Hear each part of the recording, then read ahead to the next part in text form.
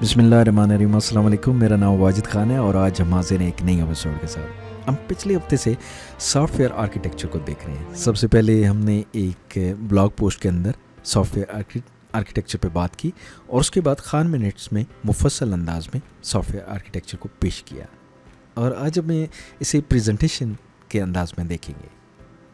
तो जैसे कि हम पहले जिक्र कर चुके हैं कि सॉफ्टवेयर आर्किटेक्चर में बीइंग ए सॉफ्टवेयर आर्किटेक्ट आपको एक स्ट्रक्चर ब्लूप्रिंट डिज़ाइन करना होता है जिसकी बुनियाद पर आपकी टीम और सॉफ्टवेयर और डेवलपर्स या कोडर एक बेहतरीन सॉफ्टवेयर डिलीवर कर सके। तो बीइंग ए सॉफ्टवेयर आर्किटेक्चर आपको आर्ट और साइंस को मिलाना है और एक बेहतरीन डिज़ाइन देना है। जैसे बिल्डिंग में ब्रिक्स एक बुनियादी यूनिट होता है, बिल्कुल सॉफ्टवेयर में कोड्स एक बुनियादी यूनिट्स है।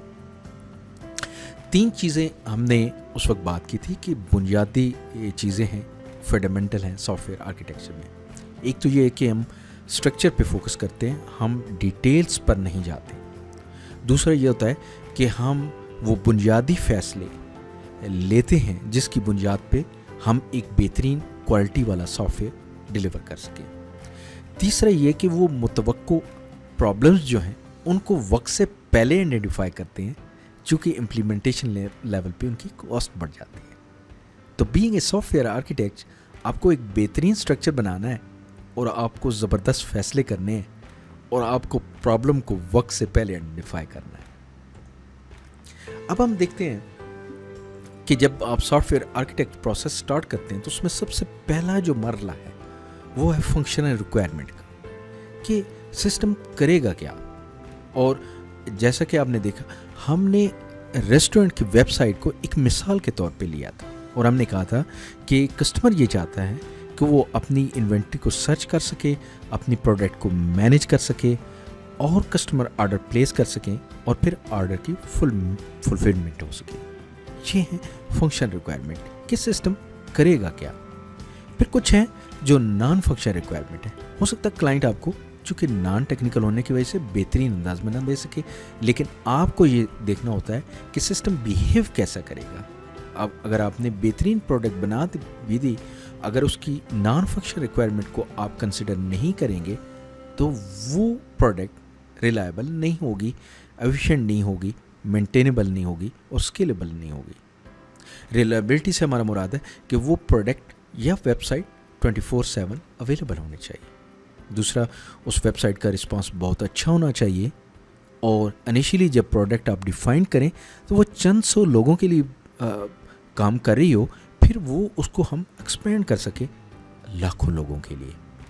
और आपकी प्रोडक्ट में अगर कोई नया फीचर ऐड करना हो तो वो मेंटेनेबल हो, हम उसमें मॉडिफाई कर सकें, उसमें चेंजेस आसानी के साथ हो सकें। इसके अलावा भी नॉन फंक्शनल रिक्वायरमेंट है। तो बीइंग ए सॉफ्टवेयर आर्किटेक्ट आपको फंक्शनल और नॉन फंक्शनल रिक्वायरमेंट को देखना होता है।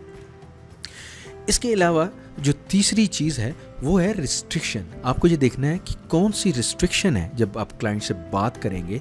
मिसाल के तौर पे क्लाइंट के पास टाइम टू मार्केट यानी इस प्रोडक्ट को लॉन्च करने का जो टाइम लाइन है वो कम है या कॉस्ट जो है वो कम है, तो आपको देखना है कि कौन से फीचर जो है वो ट्रेड ऑफ करने हैं, या कोई लीगल कंप्लायंस है या स्टैंडर्ड है जिसको आपने मेंटेन रखना है। तो आप ये रिस्ट्रिक्शन को देखेंगे। एक दफ़ा आपकी फंक्शनल रिक्वायरमेंट और नॉन फंक्शनल रिक्वायरमेंट डिफाइंड हो जाती हैं और आपको रिस्ट्रिक्शन और लिमिट्स का पता चलता है, क्योंकि ये चीज़ें आर्किटेक्ट डिज़ाइन के लिए बहुत इंपॉर्टेंट है। तो नेक्स्ट स्टेप आता है हमारा प्रायोरिटी का। आपने फंक्शन रिक्वायरमेंट डिफाइन कर ली, नॉन फंक्शन डिफाइन कर ली, रिस्ट्रिक्शन आपको पता चल गई। अब आपने इसको प्रायोरिटाइज करना है, एक प्रायोरिटी लिस्ट बनानी है। मिसाल के तौर पे आपको देखना है कि जो मेरे पास टाइम है प्रोडक्ट डिलीवरी का वो अगर कम है तो क्या कुछ फीचर स्ट्रिप किए जा सकते हैं। और ये जो प्रायोरिटी लिस्ट है आपको क्लाइंट से अप्रूव करवानी होती है। जब आप ये चीज़ें जान चुके होते हैं और आपको अपनी प्रायोरिटी का पता होता है तो उसके बाद जो अगला स्टेप है वो एक्चुअली आपको ब्लूप्रिंट बनाना है, उसको डिज़ाइन करना है। अब एक एक रिक्वायरमेंट को आपने अलग नहीं देखना, एक बड़े कंटेक्स्ट में देखना, ठीक है। तो इसके बाद जब ڈیزائننگ سٹارٹ ہوتی ہے تو بہت سارے پیٹرن ہیں آرکیٹیکچر پیٹرن جو اویلیبل ہیں. یہاں میں صرف 3 کا ذکر کر رہا ہوں. ان میں سے لیئرڈ پیٹرن ہے, ایونٹ ڈریون پیٹرن ہے اور مائکرو کرنل ہے. جو لیئرڈ پیٹرن ہے اس میں جو سافٹ ویئر ہوتا ہے وہ ملٹیپل لیئر میں کے انداز میں ترتیب دیا جاتا ہے. ایونٹ ڈریون میں یہ ہوتا ہے کہ سیپریٹ ڈیکپلڈ سروسز ہوتی ہیں اور ان کے درمیان ایونٹس اور ٹریگر سے کمیونیکیٹ ہوتا ہے. مائکرو کرنل میں ایک کور سسٹم ہوتا ہے اور مختلف میڈیولز ان کے اندر پلگ ان ہوتے ہیں. تو نیکسٹ سلائیڈ میں ہم لیئرڈ میڈیول کو جو آرکیٹیکچر ہو اس کو ڈیٹیل میں دیکھتے ہیں.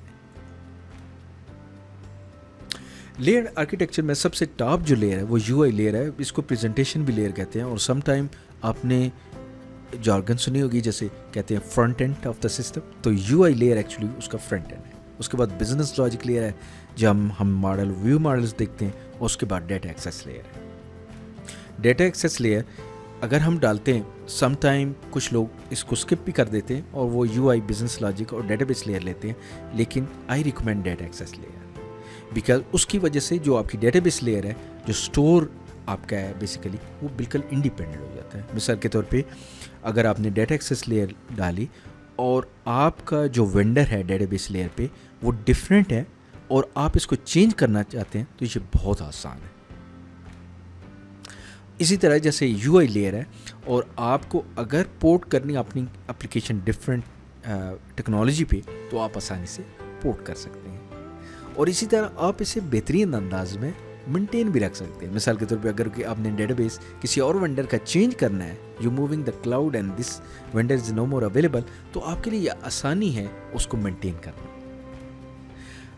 ایک دفعہ آپ یہ آرکیٹیکچر ڈیزائن کر دیتے ہیں, آپ کا بلو پرنٹ بن جاتا ہے, تو پھر آپ یہ جو آرکیٹیکچر ہے اس کو دیتے ہیں اپنی ٹیم کو اور آپ کی ٹیم ایک بہترین سافٹ ویئر ڈیلیور کرتی ہے. تو یہ تھا ایک اوور ویو پریزنٹیشن کے انداز میں سافٹ ویئر آرکیٹیکچر کا. میرا نام واجد خان ہے اور آپ کا بہت بہت شکریہ سننے کا. آپ مجھے فالو کر سکتے ہیں میرے ٹویٹر ہینڈل پہ اور آپ مجھے وزٹ بھی کر سکتے ہیں amwajidkhan.com. آپ کی میرے یہ پریزنٹیشن کو دیکھنے کا بہت بہت شکریہ. انشاءاللہ ملتے ہیں ایک نئی ایپیسوڈ کے ساتھ. آپ کا بہت بہت شکریہ. السلام علیکم.